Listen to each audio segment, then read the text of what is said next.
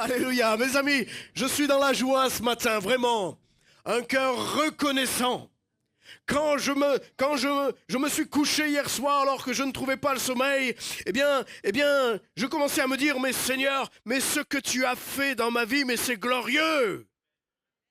Quand je compte les bienfaits de Dieu, quand je réalise d'où je suis venu et il m'a amené, jusque là où il m'a amené. Si ton cœur ne peut pas être dans la joie, alors à quel moment tu peux être dans la joie? Quand tu considères comment Dieu t'a conduit dans ta vie, ce que tu es aujourd'hui. Alléluia! Oh, gloire à Dieu! C'est pour ça que c'est un dimanche de réjouissance aujourd'hui. C'est un jour de grâce. Un jour béni, même si tous les jours ils le sont. Mais en particulier aujourd'hui parce que c'est notre dernier dimanche 2024. La semaine prochaine, on dira « Bonne année !» Hein? Que le Seigneur vraiment, mes amis, nous amène à être reconnaissants. Oh, un cœur reconnaissant, un cœur reconnaissant à la faveur du Père. Un cœur qui est dans la reconnaissance à la faveur de Dieu. Il a la faveur du Père sur sa vie. Pourquoi? Parce que quand tu es reconnaissant, tu reconnais que Dieu est Dieu, que Dieu est bon, que Dieu est glorieux et que Dieu est capable de toutes choses, que Dieu est le créateur du ciel et de la terre, que Dieu est celui qui a soufflé la vie en toi. Que Dieu fait partie intégrante de ta vie. Et cette reconnaissance qui est en toi, elle ne vient pas de toi, mon ami. Non. Elle vient de l'esprit qui est en toi. Elle vient de l'esprit de Dieu qui vient appuyer sur le bouton et là d'un seul coup tu as comme des œillères qui tombent et tu commences à réaliser ce que Dieu est et ce qu'il a fait dans ta vie et ce qu'il va continuer de faire. Quand tu réalises que l'Esprit de Dieu met en toi la puissance de la reconnaissance, mes amis, la reconnaissance c'est une puissance.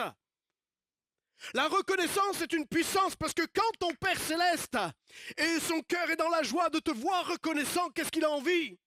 De t'ouvrir des portes. Il a envie de t'ouvrir des endroits dont tu n'as pas accès sans lui. Il veut que tu sois plus que vainqueur. Il veut que tu remportes des victoires et des combats dans ta vie.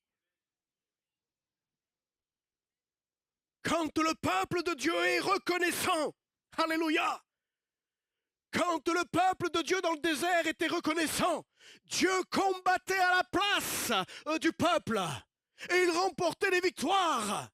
Mais quand le peuple commençait à ruminer, à se rebeller contre Dieu, la malédiction tombait sur le peuple. Mes amis, qu'il n'en soit pas ainsi dans l'église de Jésus-Christ. Mais que nous puissions avoir des cœurs reconnaissants en toutes choses et pour toutes choses. Et même quand je passe par la vallée de l'ombre de la mort, Seigneur, je me veux être reconnaissant. Mais je sais que je ne peux pas y arriver par moi-même. J'ai besoin de ton esprit en moi qu'il le fasse. Et à ce moment-là, alors je crois que Dieu fait une œuvre en nous, d'un cœur réjoui. Et la faveur de Dieu est sur son église. Alléluia. La faveur, dis à ton voisin, la faveur de Dieu est sur ta vie. Oh là là, vous êtes bien timide. Mon cher Guy, la faveur de Dieu est sur ta vie. Alléluia. Si tu veux me poser les mains, fais-le. Amen. Mes amis, on a besoin de réaliser que nous avons un grand Dieu. Et parfois, on l'a enfermé dans des petites boîtes, qui est notre système de réflexion là-haut, et on se lamente. Oh Dieu, et pourquoi ceci, et pourquoi cela? Tu crois que Dieu ne sait pas toutes choses de ta vie? Il connaît les profondeurs de ton âme, de ton esprit. Lui, ce qu'il veut, c'est de t'amener dans une reconnaissance afin que tu puisses goûter à sa faveur. Alléluia. Il aspire à ça, le Seigneur. Amen. La reconnaissance me pousse à louer. Elle me pousse à adorer. Elle me pousse à d'exalter le nom de l'Éternel. Quand j'ai la reconnaissance en moi, j'ai envie de louer, j'ai envie d'adorer, j'ai envie d'exalter l'Éternel, mon Dieu. Pourquoi? Parce que moi-même, je ne peux rien. Mais en lui, tout est possible. Tout est possible. Et quand je suis dans une impasse et que je me pose la question, Seigneur, mais comment on va faire? Eh bien, le Seigneur, vous savez ce qu'il nous dit? Il te dit, t'inquiète pas dans ton impasse, que tu ne vois pas par tes yeux, mais il y a un passage dans lequel tu vas sortir de ton impasse. Ça s'appelle une issue. Dieu a une issue dans nos vies, dans nos circonstances, dans nos situations. Le peuple d'Israël était face à la mer et les Égyptiens derrière. Et ils commençaient à avoir peur et crainte. Mais Moïse, serviteur de Dieu, prophète de Dieu, va recevoir une révélation que dans la mer Rouge, dans la mer des roseaux, il y a déjà un chemin tout tracé et voire même sec pour que le peuple d'Israël puisse passer et traverser.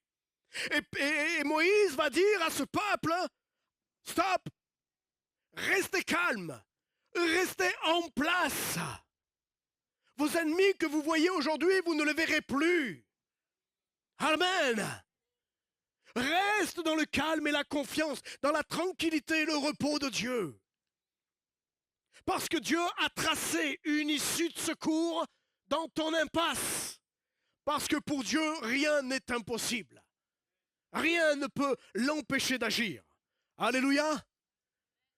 Le contraire de la reconnaissance, c'est l'ingratitude. C'est la rébellion.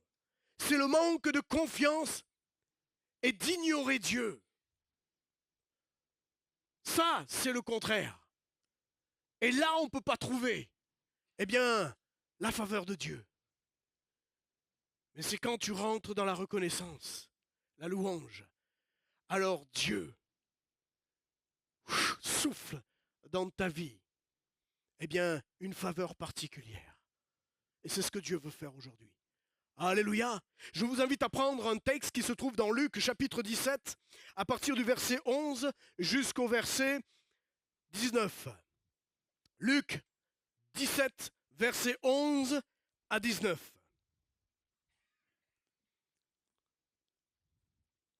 Jésus se rendant à Jérusalem passait entre la Samarie et la Galilée.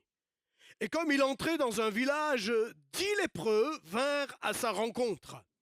Se tenant à distance, ils élevèrent la voix et dirent « Jésus, Maître, aie pitié de nous !» Et dès qu'il les eut vus, il leur dit « Allez vous montrer au sacrificateur. » Et pendant qu'ils y allaient, il arriva qu'ils furent guéris. L'un d'eux, se voyant guéri, revint sur ses pas, glorifiant Dieu à haute voix. Il tomba sur sa face aux pieds de Jésus et il lui rendit grâce. C'était un Samaritain. Jésus, prenant la parole, dit « Les 10 n'ont-ils pas été guéris? Et les 9 autres, où sont-ils?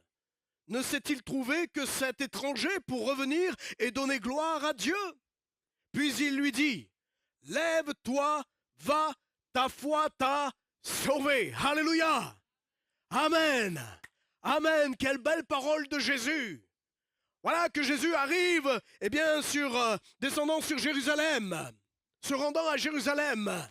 Et puis il va passer l'un des villages, et là il va y avoir 10 hommes lépreux. Et vous savez, la lèpre, c'est impur. Et ils ne pouvaient pas vivre avec la communauté. Ils étaient exclus de la communauté, ils étaient exclus de leur famille, et ils devaient vivre entre eux jusqu'à ce que mort arrive. Et la lèpre, c'est contagieux, c'est une malédiction, en tout cas pour le peuple juif. Et donc, du coup, ces 10 hommes, ils prennent conscience, ils savent que ce Jésus qui arrive, ils savent que cet homme-là, eh bien, est celui qui peut intervenir dans leur vie. Ils le savent, au même titre que la femme à la perte de sang, elle était convaincue, elle dira, si je puis toucher le bord de son vêtement, je serai guéri. Est-ce que vous entendez la parole de cette femme? Vous, Église, nous, Église, est-ce que nous entendons la parole de cette femme? Si je touche le bord de son vêtement, je serai guéri. Elle prend une décision, convaincue dans son cœur. Ces 10 hommes étaient là. Ils savaient qu'il y avait une question de vie ou de mort pour eux. Ils savaient que la maladie l'amenait à la mort.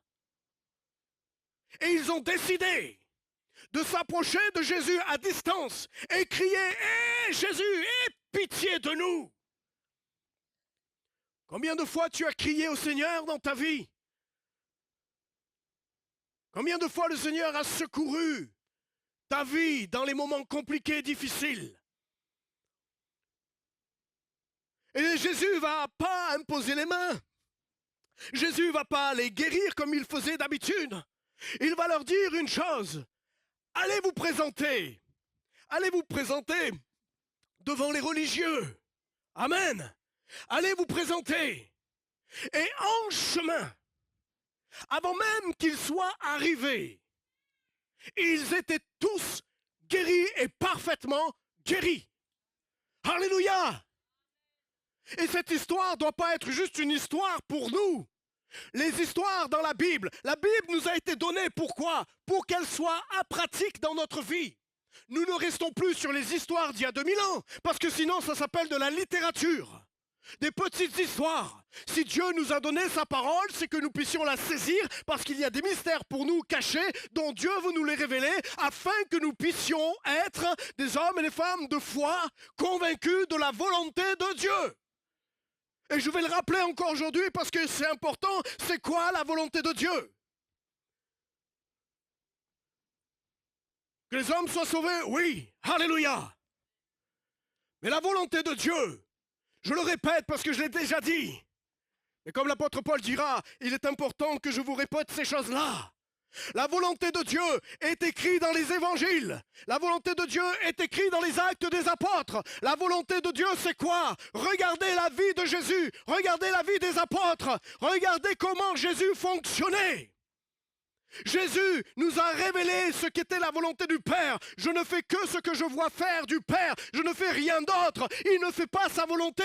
Il fait la volonté du Père. Et la volonté du Père, c'est de quoi? C'est que Jésus, il enseignait, Jésus, il prêchait, et Jésus guérissait et libérait les captifs. Ça, c'est la volonté de Dieu. Autrement, pourquoi il nous donne dans sa parole? Si ça ne fait pas partie du plan de Dieu, pourquoi c'est écrit? Juste pour des histoires? Non! L'Église est la même encore aujourd'hui. Dieu veut amener encore des actes puissants du royaume des cieux. Alléluia. Et ces 10 hommes, ils arrivent à peine, ils ne sont pas encore arrivés, ils sont guéris. Tous réalisent qu'ils sont guéris. Sur les 10, il y en a 9 qui vont repartir à la maison. Ils vont reprendre leur train-train de vie. Dans un temps, ils vont être réjouis avec leur famille. Mais ils vont reprendre les choses de la vie terrestre, la vie qu'ils aiment comme auparavant. La guérison finalement n'a servi juste pour les ramener dans un contexte dans lequel ils étaient. Mais un homme, et pas n'importe lequel, un homme que les Juifs n'aiment pas, le Samaritain. Alléluia, le Samaritain. Le Samaritain, c'est une race inférieure aux Juifs au temps de Jésus. Mais un seul, et Jésus dira, quoi? Un seul sur les 10? Serait-ce juste un Samaritain? Et ce Samaritain, réalisant qu'il est guéri, il fait demi-tour, il ne va pas voir sa famille, il ne va pas chercher des intérêts. Ce qu'il veut faire, c'est glorifier Dieu pour ce qu'il a fait. Il veut reconnaître que Dieu est tout-puissant. Et il vient vers Jésus et il reconnaît à travers cet acte-là, il reconnaît que Jésus est le Fils de Dieu. Et il glorifie Dieu. Et grâce à cela, la faveur de Dieu va être puissante pour lui. Non seulement il reçoit la guérison divine, mais en plus de ça, il va recevoir la guérison spirituelle dans son âme. Alléluia! Jésus lui dit, puis il lui dit, lève-toi, va, ta foi t'a sauvé. Et le mot sauver là n'a rien à voir avec la guérison physique, puisqu'il l'a déjà été. C'est une guérison spirituelle, une nouvelle naissance, une nouvelle vie. La vie du salut, alléluia.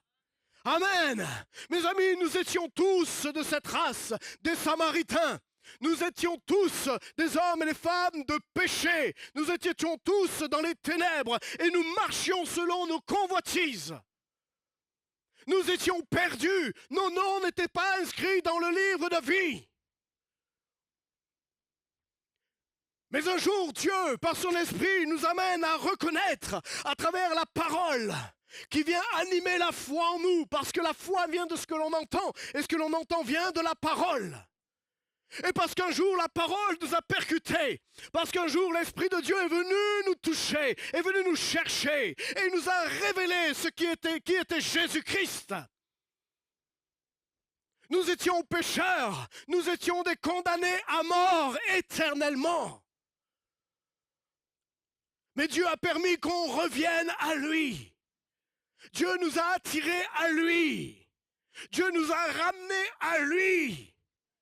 Afin que nous puissions être reconnaissants de ce que Dieu a fait pour nous à l'œuvre de la croix toute-puissante. Amen. Amen. Si tu es ici gracié, ce n'est pas parce que tu en mérites. Tu es gracié parce que Christ t'a gracié. Parce que Christ a porté sur lui ta condamnation. Et qu'aujourd'hui tu es libre. Cet homme va tomber à genoux devant Christ et va reconnaître. Il va commencer à louer, il va commencer à remercier, il va commencer à adorer. C'est ça la reconnaissance, mes amis.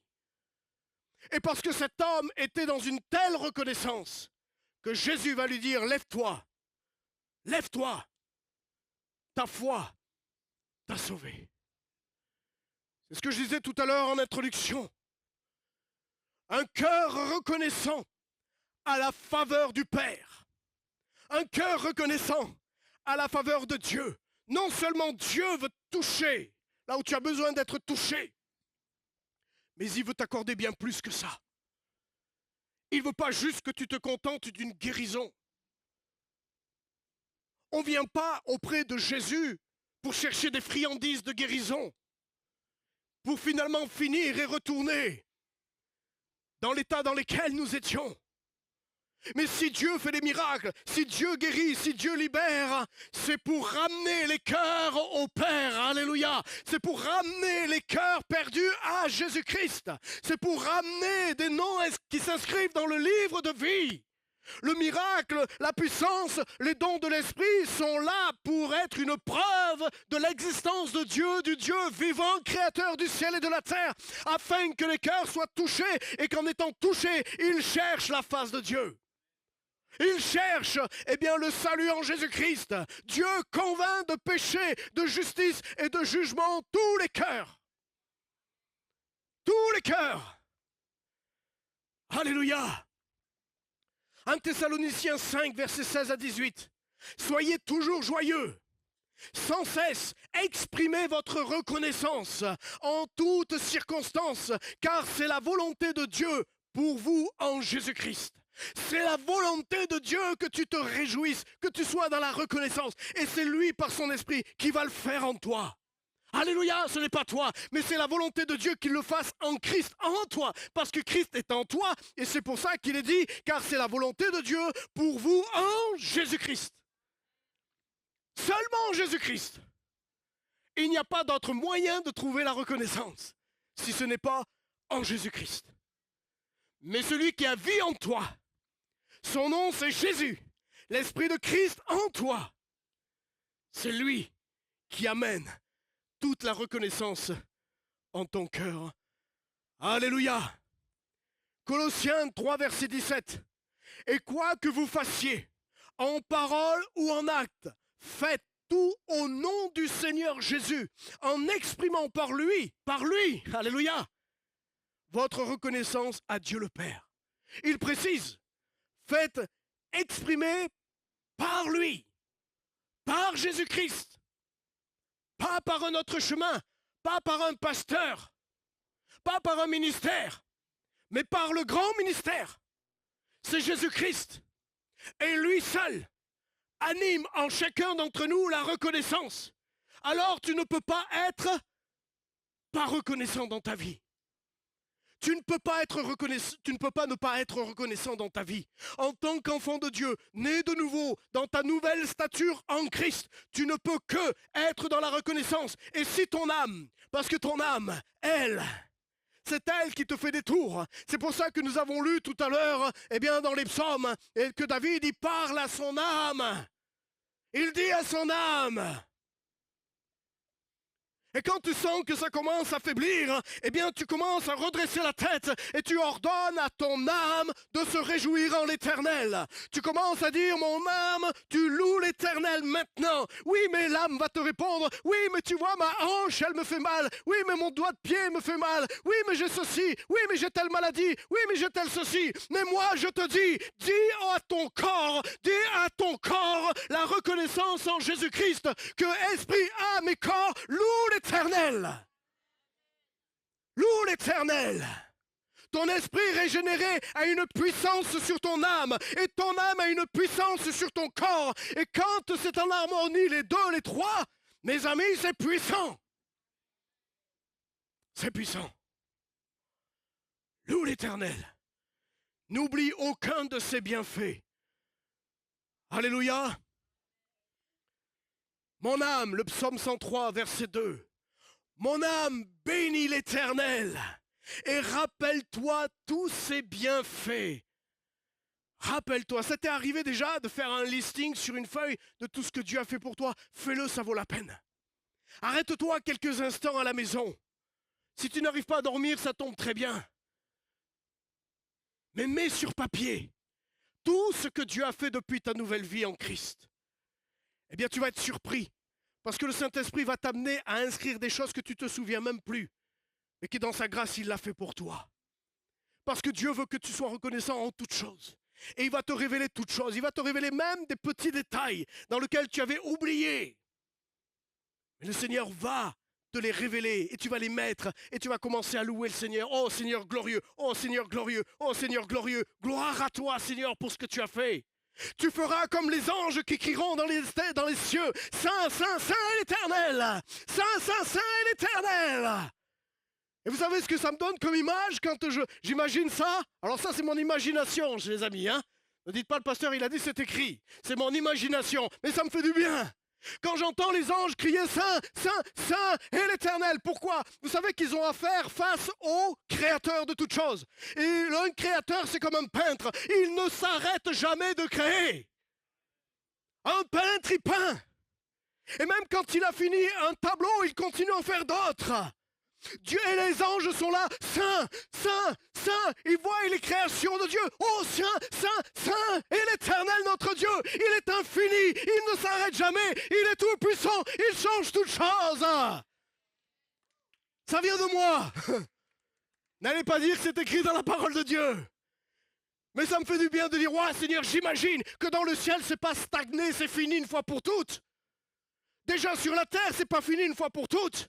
J'entendais dire encore que les scientifiques qui trouvent dans certains lieux du monde encore des espèces qu'ils n'ont jamais trouvées. Alléluia! Dieu est infiniment grand. Il est tout puissant. Alors tu peux te réjouir dans ta chambre. Ferme la porte pour pas que le voisin entende. Oh, Saint, Saint, Saint l'Éternel! Alléluia! Je peux vous dire que ça vous fait du bien de savoir. Attention à une chose. Jacques 1, verset 16. Ne vous y trompez pas, mes frères bien-aimés. Toute grâce excellente et tout don parfait descend d'en haut, du Père des Lumières, chez lequel il n'y a ni changement et ni ombre de variation. Alléluia! On le reprend? C'est la parole de Dieu. Ne vous y trompez pas, mes frères bien-aimés. Toute grâce et tout don parfait descendent d'en haut du Père de lumière, chez lequel il n'y a point de changement ni ombre de variation. Si tu t'y arrêtes quelques instants sur ce verset, tu te dis « Waouh ! Tout me vient du Très-Haut. Tout ce que j'ai reçu me vient d'en haut. Il n'y a rien que je n'ai reçu d'en haut. Tout me vient du Père des Lumières, pas le Père des Ténèbres, le Père des Lumières. Parce que tu es un fils et une fille des Lumières. Tu es un fils et une fille du royaume des cieux. Et tu appartiens à la lumière de Christ. Alléluia. Et parce que tu es la lumière de Christ, la faveur de Dieu est sur ta vie. Oh, Rabakarababa. Oh Jésus, merci pour cette grâce. Alléluia. La reconnaissance est une puissance contre les œuvres du diable. Pourquoi? Parce que mon ami, écoute bien, quand tu es dans la reconnaissance, tu es en train d'amener ton âme dans quoi? Les réjouissances. Et quand tu es dans la réjouissance, qu'est-ce qui se passe en toi? Eh bien, tu ne te préoccupes pas des choses qui sont autour. Tu te concentres sur celle de la réjouissance. Et quand ton âme et ton esprit se tournent vers les réjouissances, tu n'as plus à t'occuper des choses de ce monde. Tu n'as plus à t'occuper des choses dont ta chair a besoin. Pourquoi? Parce que ton âme est dans la louange et dans l'adoration vers l'Éternel. Quand tu te préoccupes des choses du royaume des cieux et de sa justice, il n'y a plus la place pour t'occuper des choses de ce monde ou des choses de ta chair. Et là, tu peux dire à ton âme, hé, tais-toi, soumets-toi, réjouis-toi. Et je peux vous dire que les qu'on appelle ça, les antidépresseurs et tout ça, mes amis, tu peux être libéré de ça. Et franchement, entre nous, je ne lance aucune pierre pour ceux qui ont de ces traitements. Et on prie pour l'Église. Que Dieu se révèle. Que quand tu adores, quand tu loues, quand tu bénis l'Éternel ton Dieu, il opère en toi une faveur particulière dont tu es touché dans sa grâce aussi dans la guérison. Oui, c'est possible. J'ai été guéri de traitement contre l'hypertension. Les médecins m'avaient dit, oh, toute votre vie, vous aurez un médicament pour l'hypertension. Et là, je parle mon expérience à moi. N'arrêtez pas surtout vos traitements. Sans conviction. Il faut une conviction. Et quand le Seigneur m'a convaincu dans ma chambre d'hôtel, j'étais en formation à Strasbourg, du jour au lendemain, les choses se sont arrêtées et le médecin me dit, votre tension est normale. Il pensait que j'avais encore les traitements. Et j'ai dit, il n'y a plus rien. Il n'y a plus rien. Quand Dieu dit quelque chose, il le tient. Alléluia. Alléluia. Il nous faut avoir une soif, mes amis, du royaume des cieux. Un désir qui s'anime en nous. Alléluia. Un cœur reconnaissant garde ses yeux sur Dieu et le diable ne peut rien faire, aucune influence. Quand tu loues, quand tu adores, quand tu es reconnaissant, l'ennemi essaye d'envoyer, vous savez, le petit pistolet en plastique qui tire pouf, pouf, pouf, pouf. Même pas mal. Pourquoi? Parce que je me centre sur mon Seigneur et mon Sauveur. Oh, ne croyez pas qu'en tant que pasteur, tout va bien. Hein? Je pourrais vous faire tout un listing des œuvres dont l'ennemi essaye de... Hein? Vous savez, d'être là, c'est facile le dimanche matin. Hein? Mais derrière tout ça, voilà, ma femme est témoin aussi. Mais mes amis, cette semaine, j'ai reçu pour moi une parole claire. Exalte-moi et je te rendrai fort. Et là, je me suis dit, oh Seigneur, je vais t'exalter. Et je vais être attaqué, parce qu'il m'a prévenu que j'allais être attaqué.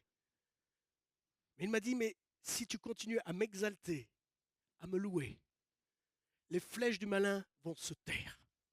Et ce n'est pas toi qui seras appelé à changer, c'est les circonstances qui vont être appelées à changer. Alors, soyons dans l'exaltation. Louons l'Éternel notre Dieu. Bénissons son saint nom. Soyons reconnaissants et dire Seigneur, merci parce que tu m'en donnes la force. La force me vient du Très-Haut, du Tout-Puissant. Alléluia.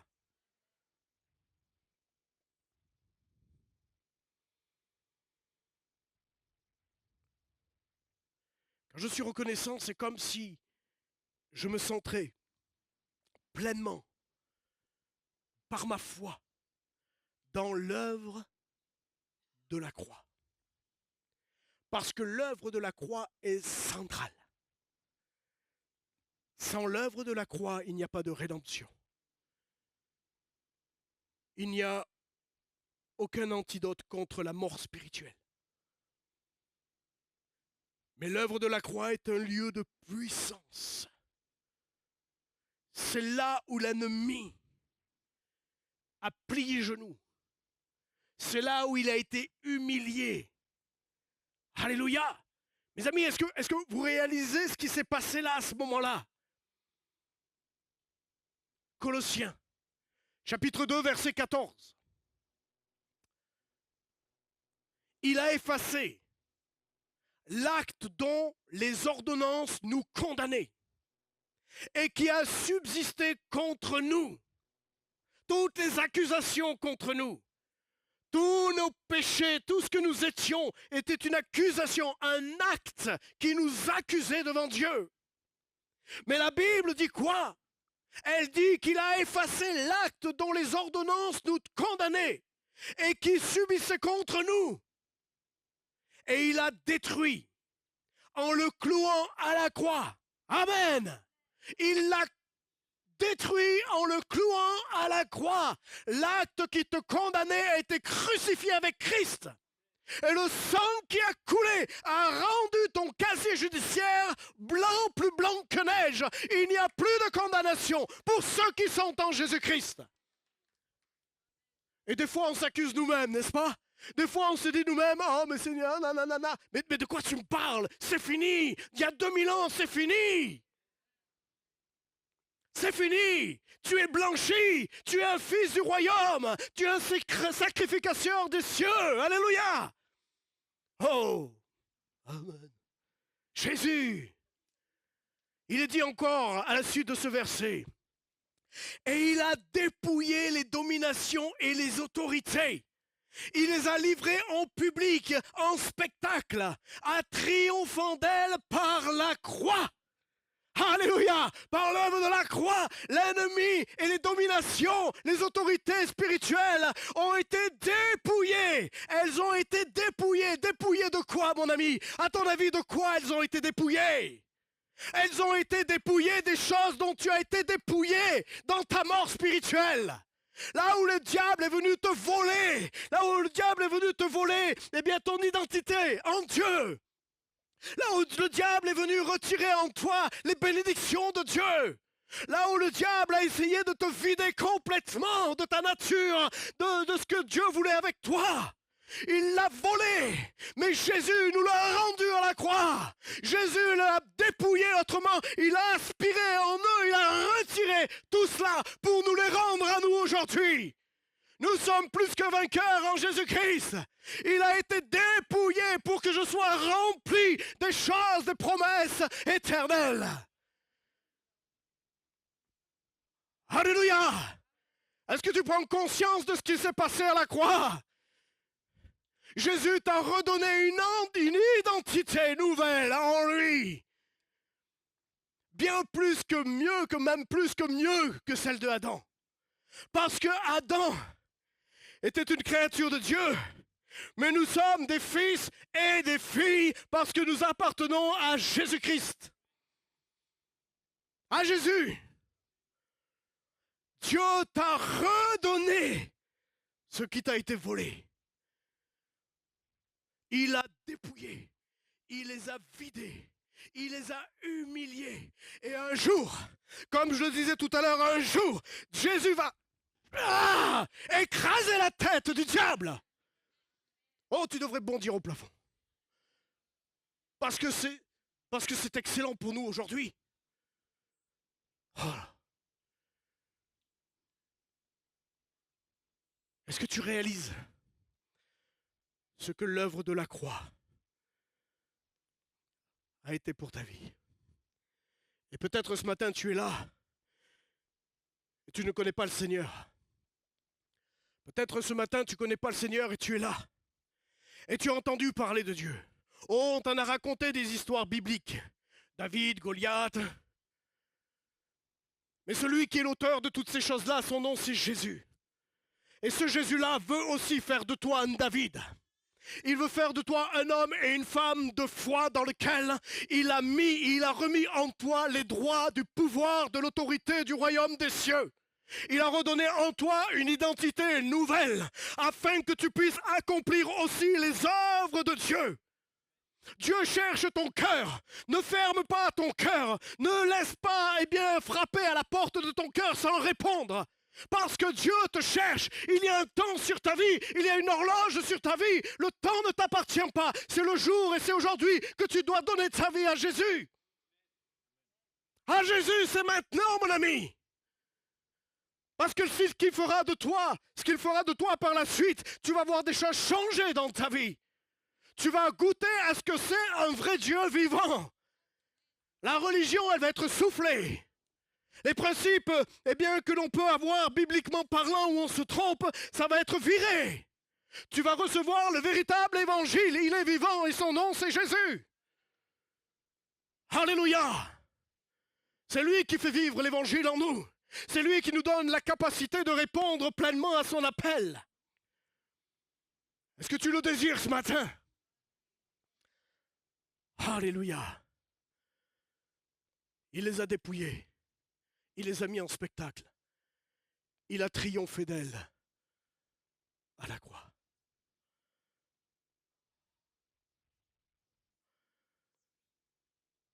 Quelqu'un a avancé l'horloge? Alléluia. Oh Jésus.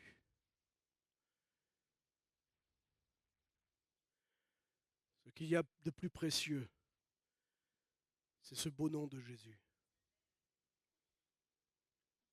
Celui qui veut te transmettre la faveur par son esprit, la faveur de Dieu.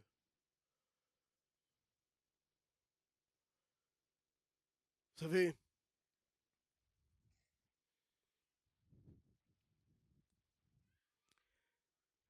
quand on dépend de Dieu et qu'on est dans la reconnaissance, le tout possible de Dieu est là. Le tout est possible. Souvent on dit, Seigneur, aide-moi à ceci. Seigneur, aide-moi à cela. Seigneur, j'aimerais tellement que tu interviennes dans ma situation. Mais le Seigneur, il aurait envie de te dire, mais mon fils, ma fille, j'ai tout accompli. Tu as juste à te servir et par la foi croire que c'est accompli. Je discutais avec un frère qui était un peu dépendant d'une substance de cigarette. Et un jour, il dit au Seigneur, mais Seigneur, aide-moi parce que je ne sais pas comment m'en débarrasser. Et là, dans l'instant T, quasiment, dans son esprit, Dieu lui met, tout est accompli. Et il a pu arrêter du jour au lendemain. Ce que Christ a crié à la croix, ça veut dire que Dieu ne peut pas faire autre chose. Il est Dieu. Mais s'il a dit que tout est accompli et que nous avons reçu la plénitude en Christ, alors tout devient possible. C'est à nous de demander à Dieu de nous aider à changer le disque dur que nous avons là, de nous aider à être détournés des enseignements dans lesquels nous avons été depuis tout petit enseignés. Non, c'est pas possible. Oh non, c'est du temps des apôtres. Oh non, non, Jésus guérit plus aujourd'hui. Oh, ben peut-être que Dieu veut, peut-être que Dieu veut pas. Oh, mais je dois apprendre des choses dans la maladie. C'est que Dieu veut que j'apprenne des choses. Qu'est-ce que tu apprends dans ta maladie à part souffrir et avoir mal? Moi, j'ai pas de plaisir quand j'ai mal à quelque part à commencer à me dire, oh ben, c'est que Dieu veut m'apprendre à quelque chose. Qu'est-ce que Dieu veut nous apprendre, mes amis? Qu'est-ce que la parole de Dieu nous enseigne? Qu'est-ce que Jésus est venu faire ici sur la terre? Il est venu libérer les captifs. Il est venu libérer les captifs. Il est venu faire du bien. Il allait de village en village, de ville en ville, faisant du bien. Et qu'est-ce que nous sommes? Nous sommes des petits Christ dont Dieu a mis en nous le pouvoir de Dieu. Alléluia! Alléluia! Je ne vais pas refaire la prédication d'il y a. Non, je sais que je dois terminer. J'aimerais que notre sœur Noélie, elle est où? Ah, tu peux venir au piano s'il te plaît quelques instants. Il y a ce beau cantique qui nous dit, on ne va pas prendre ce cantique, mais c'est les paroles de ce cantique qui me font du bien. Compte les bienfaits de Dieu. Mets-les tous devant tes yeux. Tu verras, en adorant, combien le nombre en est grand. Oui, tu verras, en adorant, combien le nombre en est grand. Compte les bienfaits de Dieu. Mes amis, en cette période de fin d'année, arrête-toi à la maison et mets sur papier les bienfaits. Compte-les. Et une fois que tu les auras comptés, une fois que tu les auras vus, commence à te réjouir. Commence à le remercier. Commence à être dans la reconnaissance. Parce que c'est là que Dieu t'attend, dans la reconnaissance. Pour que sa faveur vienne sur toi. Est-ce que tu veux une visitation de Dieu? Est-ce que tu veux une nouvelle communion, relation? Saint-Esprit veut t'y amener. L'Esprit de Christ veut t'y amener dans une nouveauté de relation. Pourquoi? Parce que Dieu t'aime tellement. Mon frère, ma soeur, tu es tellement aimé de Dieu que ton nom est inscrit dans la paume de sa main et que sous ses yeux, ton nom est là. Ce qu'il veut, c'est de déverser sa faveur sur ta vie. Oui, mais Seigneur, je suis dans une vallée en ce moment. Même une vallée de l'ombre de la mort. Seigneur, je suis touché par telle maladie. Je suis dans une situation compliquée. Mais la parole de Dieu nous rappelle que ce n'est pas dans nos lamentations qu'on va faire changer les choses. Mais là où ça peut changer, c'est dans la reconnaissance. Et ce matin, je veux t'encourager, mon frère, ma soeur, à prendre une décision de louer, d'être reconnaissant, de l'adorer à la maison, de commencer à dire, Seigneur, je m'en remets.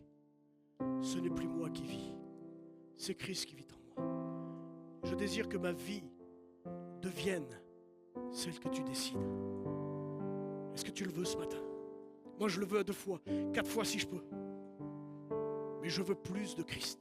Je veux plus de mon Seigneur. Puis j'aimerais parler ce matin parce que il y a quelques personnes qui ne sont pas en Jésus-Christ aujourd'hui. Je ne sais pas qui tu es, Dieu sait et il voit et il connaît. Et ses yeux sont humides devant toi. Parce qu'il voit Christ qui a accompli aussi pour toi. Et parce qu'il a accompli pour toi, le Père ce matin, il t'invite. Le Père t'invite ce matin. Oh, tu peux te cacher derrière une apparence, mais le Seigneur voit ton cœur. Le Seigneur sait qu'en ton cœur, il a mis son souffle. Et il veut chérir l'esprit qu'il a mis en toi. Et que par son Fils Jésus-Christ, aujourd'hui, tu as juste à dire, Seigneur, je reconnais que j'ai marché sans toi dans ma vie. Aujourd'hui, je réalise que mon bonheur dépend de toi.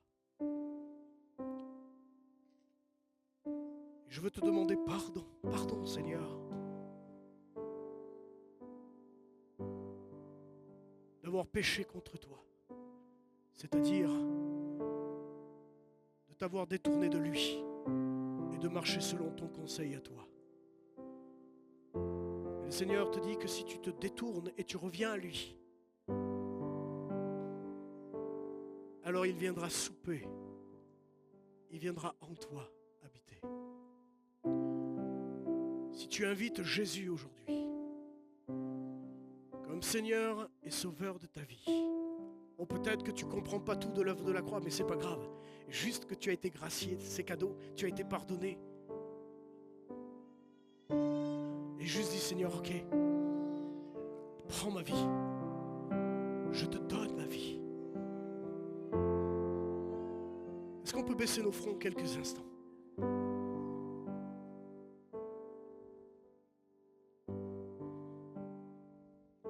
Toi ce matin qui veut faire cette expérience avec le Seigneur, lève juste la main. Je vais prier pour toi. Pour que Dieu, Amen, Amen, Amen. Alléluia Jésus. Le Seigneur veut changer et transformer ta vie et ton cœur. Vous pouvez baisser les bras. Si tu reconnais que tu es pécheur et que tu as besoin de la grâce de Dieu et que tu reviens à lui dans une repentance sincère dans ton cœur, Seigneur, oui, je reviens vers toi maintenant. J'ai décidé de reprendre avec toi. Viens habiter en moi. Viens, je te donne ma vie et je veux que tu sois mon Seigneur, mon Sauveur. Et par la foi, tu crois que le Seigneur le fait maintenant. C'est la foi, la ferme assurance que le Seigneur te sauve. Père, je prie pour ceux qui ont levé leurs mains. Et peut-être de ceux qui n'ont pas osé lever leurs mains. Tu connais les cœurs, tu connais le fond de chacun. Seigneur, merci de venir faire une œuvre nouvelle par ton esprit. Une vie transformée. Que tu te révèles encore jour après jour. Seigneur, tu vois, ils ont levé, ils ont fait appel à toi maintenant. Alors Seigneur, je te les remets entre tes mains et tu t'en occupes et tu vas les affermir. Tu vas les faire grandir. Et aide-nous en tant qu'Église à savoir les accueillir, les accompagner, les aimer. Mais Seigneur, merci parce qu'aujourd'hui est le jour du salut. Et la grâce en abondance. Seigneur, je veux prier pour l'Église. En m'y mettant moi aussi dedans parce que j'ai besoin de toi, Seigneur, tellement besoin de toi.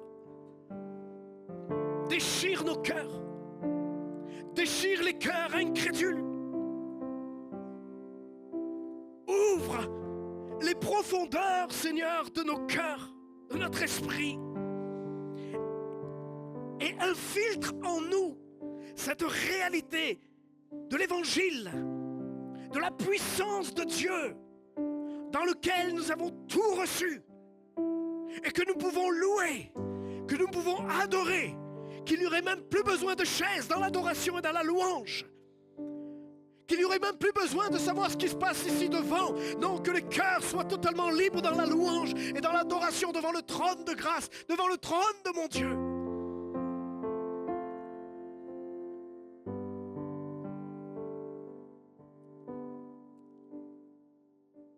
Jésus, que cette soif nous atteigne tous, jusqu'à ce que nous trouvions les profondeurs de ce fleuve.